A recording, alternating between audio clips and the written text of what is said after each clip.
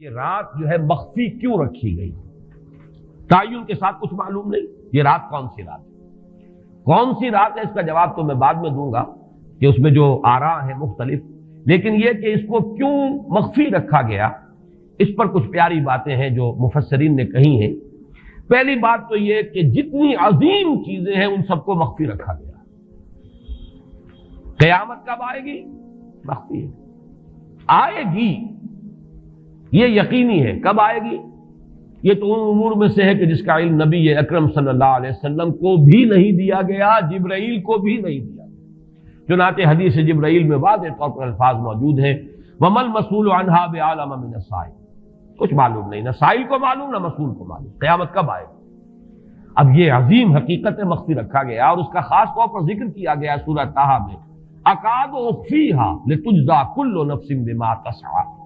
اگر تعین کر دیا جاتا تو جو قریب کے زمانے کے لوگ ہوتے وہ تو خوب پھر محنت کرتے آخرت کے لیے، اور ذرا فاٹنے والے ہوتے وہ ذرا تساہل کرتے اس کے بارے میں۔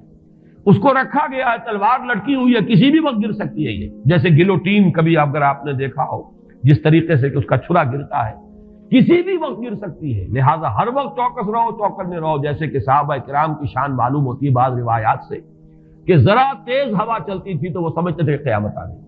اس درجے استحضار تھا اعصاب کے اوپر، اس کا اتنا اثر تھا کہ ذرا تیز جھکڑ چلا اور انہوں نے سمجھا قیامت آ گئی۔ تو اس طریقے سے قیامت کو مخفی رکھا گیا۔ اکاد اخفیھا لتجزی کل نفس بما تسعی۔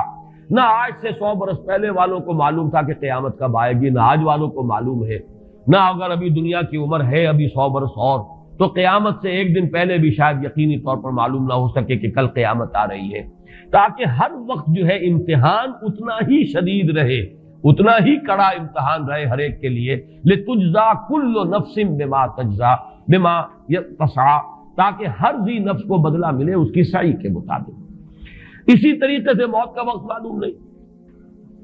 وما تدری نفس بأی ارض تموت، کہاں موت آئے گی کچھ معلوم نہیں، کہاں موت آئے گی، کب موت آئے گی کچھ معلوم نہیں۔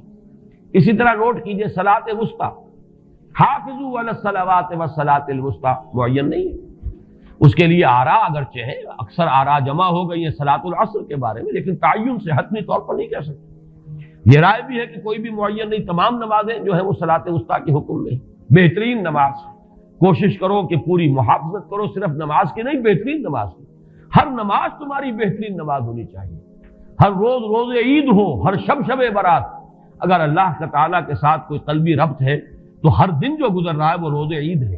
اور ہر شب جو گزر رہی ہے وہ شب برات ہے۔ لیکن اگر وہ کہ انسان کو غفلت ان کے قلب پر طاری ہے تو وہ عید کا دن بھی اس کے لیے ایک عام دن ہے، اور شب برات بھی اس کے لیے ویسی ہی ایک رات ہے جیسی کہ ہر روز آتی ہے اور چلی جاتی ہے۔ اس اعتبار سے اس کو بھی خاص جو ہے معین نہیں کیا گیا صلاۃ وسطیٰ کون سی ہے۔ اسی طرح بعض روایات میں جو آتا ہے اسم اعظم، اللہ کا ایک نام ایسا ہے کہ اس کے واسطے سے اللہ سے جو بات مانگی جائے وہ رد نہیں ہوتی، لیکن وہ کون سا نہیں بتایا گیا۔ اقوال ہیں، اندازے ہیں، حی و قیوم پر زیادہ، الحی القیوم پر زیادہ لوگوں کا جو ہے وہ اجماع ہوا ہے، لیکن یہ کہ یقین سے نہیں کہہ سکتے۔ تو اسی میں اس کو بھی نوٹ کر لیجئے کہ اس کو مخفی رکھا گیا ہے لیلۃ القدر کو۔ لوگ زیادہ سے زیادہ محنت کریں، زیادہ سے زیادہ مشقت کریں، اس کے لیے جو بھی اس کی قدر و منزلت سے کسی درجے میں آگاہ ہے، وہ اگر معین ہی ہو جاتا کہ ایک شب یہ ہے تو پھر تو سب کے سب اس رات میں محنت کر لیتے، باقی راتیں جو ہیں وہ پھر سونی اور ویران گزرتی۔ لیکن یہ کہ مطلوب یہ ہے کہ زیادہ سے زیادہ راتیں آباد ہوں، زیادہ سے زیادہ راتوں میں ذکر ہو، عبادت ہو، دعا ہو، اس لیے اس کو مخفی رکھا گیا، یہ حکمت ہے۔ اس میں بھی ایک عجیب نکتہ ہے جو امام راضی رحمۃ اللہ علیہ نے بیان کیا ہے، اور حوالہ اگرچہ نہیں دیا اس حدیث کا، لیکن ایک روایت کے حوالے سے بات بیان کی ہے کہ اس کے ظاہر نہ کرنے میں بھی اللہ کی ایک شفقت اور رحمت ہے بندوں کے حق میں، اس لیے کہ اس کی قدر جتنی زیادہ ہے اتنی ہی اس کی ناقدری پر سزا ہوگی۔ اگر معلوم ہو کہ یہ شب ہے اور اس کی ناقدری کو انسان کرے تو گویا کہ پھر وہ اتنا ہی زیادہ مورد عقاب اور مورد سزا بن جائے گا۔ اس کے لیے ایک بڑا پیارا واقعہ نقل کیا امام راضی نے کہ حضور صلی اللہ علیہ وسلم حضرت علی رضی اللہ تعالی عنہ ایک روز مسجد میں داخل ہوئے، ساتھ ہی آئے ہیں،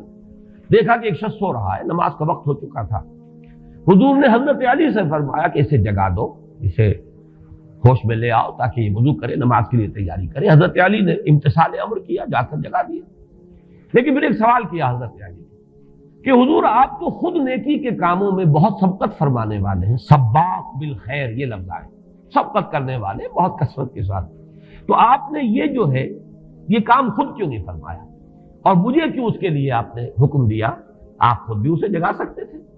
آپ نے فرمایا کہ تم اس کی حکمت کو سمجھ لو، میرے جگانے پر اگر وہ نہ جاگتا اور انکار کر دیتا تو کفر ہو جاتا اس کے حق میں، اور تمہارے جگانے پر اگر کوئی تساہل سے بھی وہ کام لیتا تو وہ کفر نہ ہوتا۔ تو یہ ایک فرق ہے کہ اللہ تعالیٰ کی طرف سے ایک شفقت ہے کہ حضور صلی اللہ علیہ وسلم جگاتے اور کسی درجے میں وہ انکار کر دیتا۔ کبھی ایسا بھی ہوتا آدمی نیند میں ہے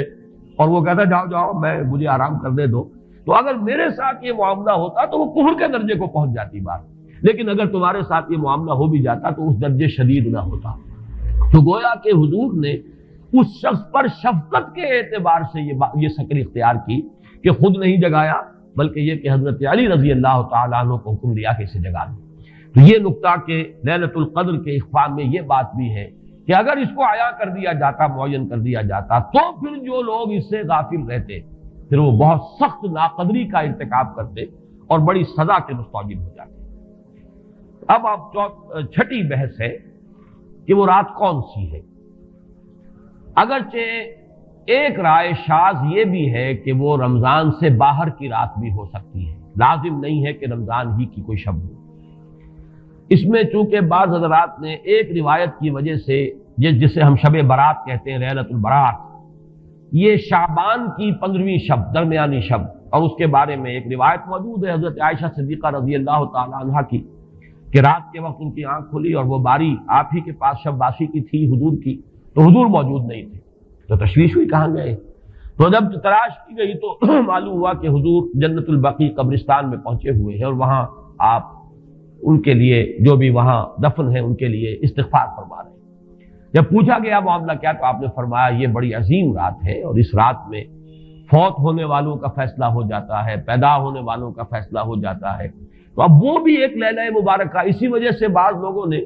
وہ جو سورہ دخان کی ابتدائی آیات ہیں انا انزلناہ فی لیلۃ مبارکۃ،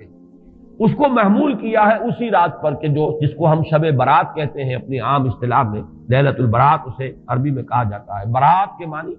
کسی کا چھٹکارا پا لینا۔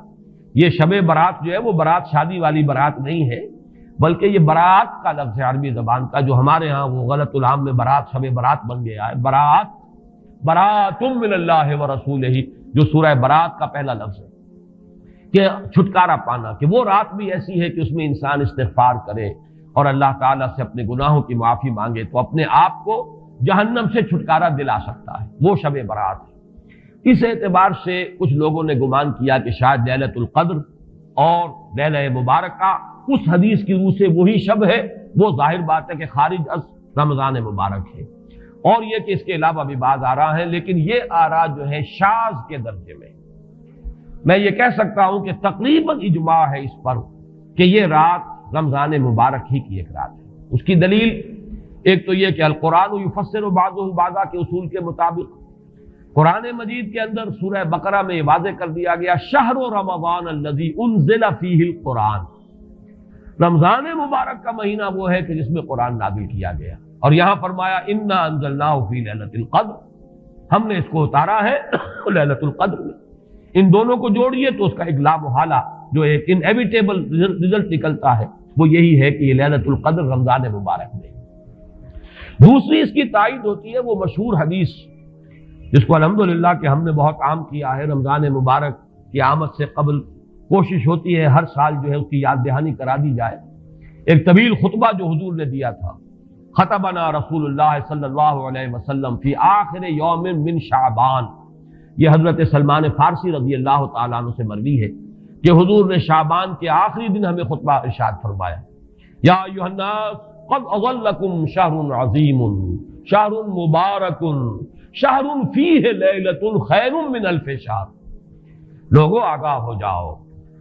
تم پر ایک بہت مبارک مہینے نے، بڑی عظمت والے مہینے نے سایہ کر دیا ہے، سایہ فگن ہو گیا ہے تم پر ایک مہینہ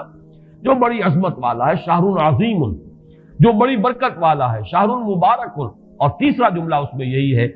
شہر فیہ لیلۃ خیر من الف شہر، وہ مہینہ کہ جس میں ایک رات وہ بھی ہے کہ جو 1000 مہینوں سے افضل ہے۔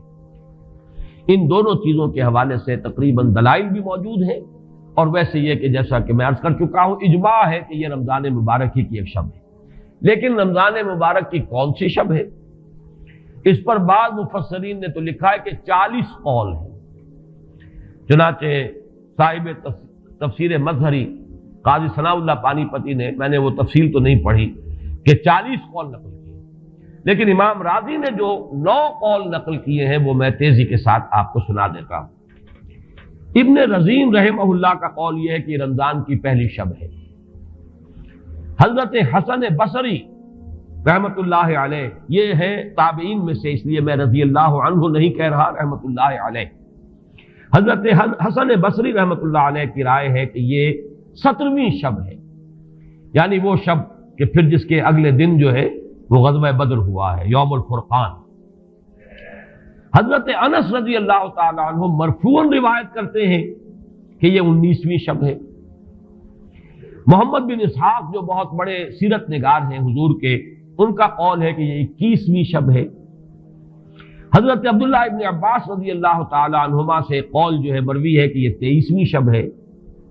حضرت عبداللہ ابن مسعود رضی اللہ تعالی عنہ سے مروی ہے کہ یہ 24ویں شب ہے، اور اس کو میں ذرا اہمیت دیتا ہوں اس لیے کہ 24ویں شب جو ہے سورہ علق کی ابتدائی آیات کے نزول کے ضمن میں کچھ حساب کتاب کے جوڑنے سے 24ویں اور 25ویں شب کا بھی معاملہ جڑتا ہے، جو کہ میں نے آپ کو سورہ علق کے درس کے دوران بتایا تھا۔ اس کے بعد حضرت ابو ذر غفاری رضی اللہ تعالیٰ عنہ کا قول ہے کہ یہ 25ویں شب ہے۔ اس کے بعد حضرت ابی ابن کعب رضی اللہ تعالیٰ عنہ کا قول ہے، یہ وہ ہے جن کو کہ حضور نے خود فرمایا کہ اقرأہم ابی ابن کعب، قرآن مجید کے سب سے بڑے قاری حضرت ابی ابن کعب ہیں رضی اللہ تعالیٰ عنہ، اور ان کے بھی سینے پر آپ نے تھپکی دی تھی کہ ایک سوال کیا آپ نے کہ سب سے عظیم سورت کون سی ہے، اور جب انہوں نے صحیح جواب دے دیا سورہ فاتحہ، تو پھر یہ کہ اس پر حضور نے تھپکی دی کہ تمہیں اللہ تعالیٰ نے بہت صحیح مناسبت عطا کی ہے علم کے ساتھ۔ ان کی اور صحابہ میں سے بہت سے لوگوں کی رائے، یہاں تک کہ یہ کہا جا سکتا ہے کہ بقیہ اقوال جو ہیں وہ شاذ کے درجے میں ہیں، اور یہ گویا کہ اگر اجماع نہ کہا جائے تو بہت حد تک اتفاق کے درجے میں ہے کہ یہ 27ویں شب ہے۔ اور اس 27ویں شب کے ضمن میں حضرت عبداللہ ابن عباس سے ایک روایت میں پہلے آپ کو بتا چکا ہوں کہ 23ویں شب، لیکن 27ویں شب کے ضمن میں جو مختلف روایات حضرت عبداللہ ابن عباس رضی اللہ تعالی عنہما سے مروی ہیں، ان میں بھی کچھ لطیف نکات ہیں، وہ میں بعد میں بیان کروں گا۔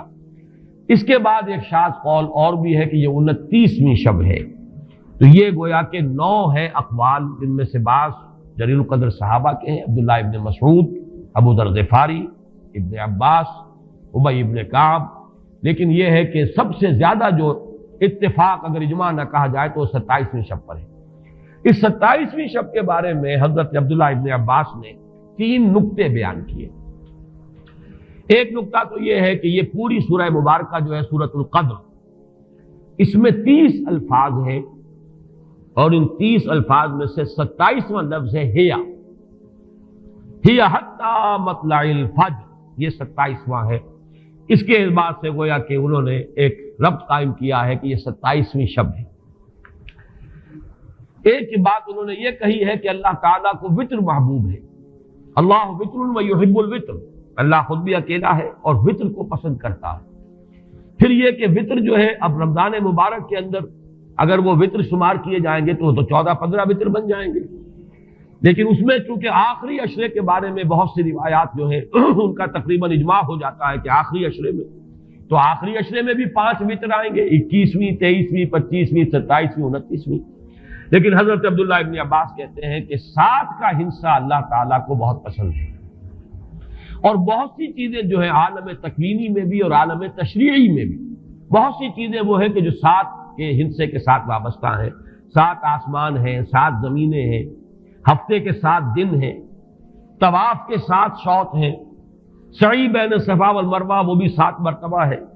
ادھر سے ادھر، ادھر سے ادھر 7۔ اسی طریقے سے سجدے کے اعضاء بھی 7 ہیں، تو اس سے انہوں نے پہلے وطر اور وطر کے بعد 7 کا حصہ، رمضان کے آخری عشرے کی وطر راتیں اور ان میں 7ویں رات یعنی 27ویں شب، وہ اپنے اس حساب کتاب سے بھی. اور جب انہوں نے یہ بات بیان کی تو حضرت عمر رضی اللہ تعالی عنہ نے ان کی تحسین کی تھی. آخری بات اور بھی کہی گئی ہے کہ لیلۃ القدر جو ہے اس کے اندر حروف کو اگر شمار کیا جائے تو 9 بنتے ہیں، اور یہ لیلۃ القدر اس سورہ مبارکہ میں 3 مرتبہ آیا ہے.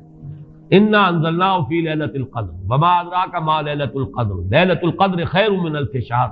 اس اعتبار سے بھی 3 کو ضرب دی جائے 9 سے تو وہ بھی 27 کا عدد بنتا ہے. بہرحال یہ میں نے جیسا کہ عرض کیا تھا کہ ان کا کوئی تعلق نہ صرف سے ہے، نہ نحو سے ہے، نہ روایات سے، لیکن بہرحال حضرت عبداللہ ابن عباس کا ایک ذوق ہے. اس کو آپ ذوقی باتیں بھی کہہ سکتے ہیں، لیکن یہ کہ حضرت عبداللہ ابن عباس کی ذوقی بات ہے، لہذا اس کا کم سے کم تذکرہ ہو جانا چاہیے. ایک بحث یہ ہے کہ اہی باقیۃ ام لا، کیا یہ رات جو اس کی عظمت تھی یہ باقی ہے، یا صرف وہی رات جو تھی جس میں کہ قرآن مجید نازل کیا گیا وہی عظمت کی حامل تھی.